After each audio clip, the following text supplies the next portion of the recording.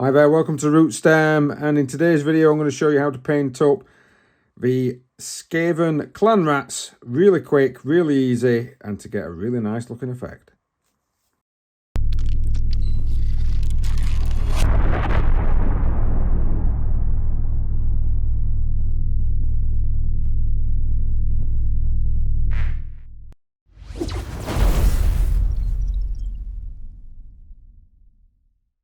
Alright guys, thank you very much for joining me today. In today's video we're going to be looking at doing an advanced form of Slapchop technique when it comes to painting some of your Clanrats.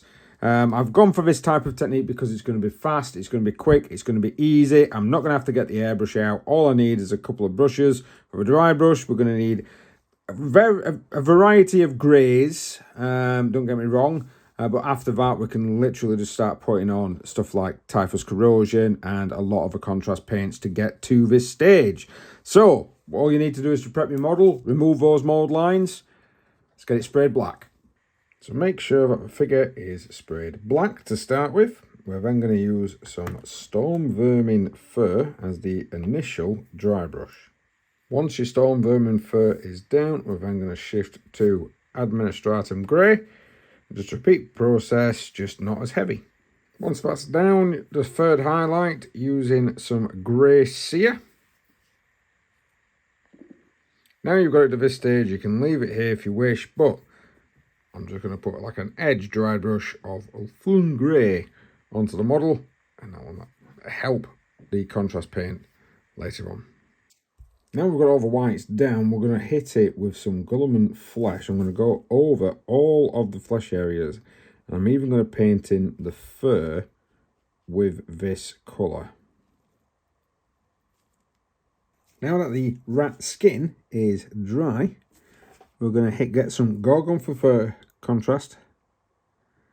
Put that onto the furry patches. Don't worry if it kind of goes into what you've already done with the flesh. We're wanting that sort of effect. And some models you'll notice there'll be quite a lot. Some models will be a little bit. It doesn't really matter.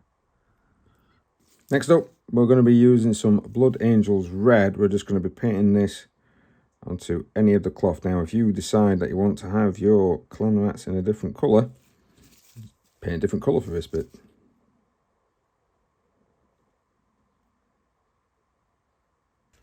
One of the next colours that we're going to do is we're going to paint up his tail. So we're going to use some Volupus Pink, or basically a really, really nice pink colour. Next up is going to be Wildwood. We're going to use that to paint in, of course, any of the wood features. Now your Zenithal highlight that you've done is going to be able to come straight through with the contrast paint, so you're not going to need to do a lot on your actual models. Just paint and you're away. Any small areas like inside of here, make sure you change out and use a different brush. So we're going to go through to some Agrax Earthshade now. We're just going to put that straight onto what I like to call the wraps.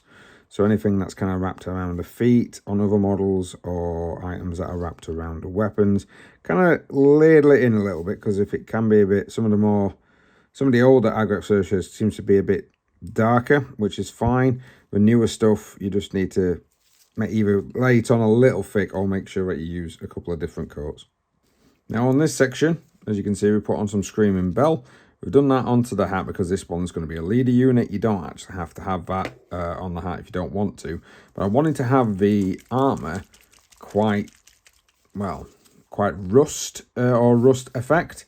So what we're going to do is to use some technical Typhus Corrosion. Let's get that in view. There we go. And I'm going to use an older brush because this has got sort of grainy bits and things and kind of looks a little bit rusty once you've done. And I'm going to put that all over the area of the armour plates. And I'm also going to put that on the weapon. Now, some of the Skaven models on the Clanrats won't have a lot of armour, so some of them won't need this, but it's always good to make sure that you've got the weapon all nice and rusty. Just apply it liberally, which is why you need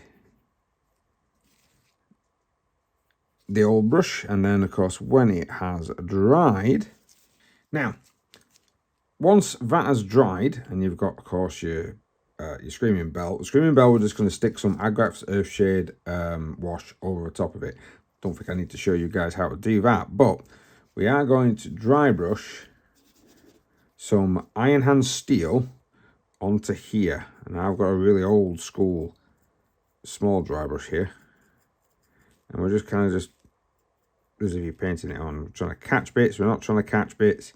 And that should leave you with a very very quick, because that's the whole idea behind this, is that we're trying to get this done as quick as possible so we can get these painted up.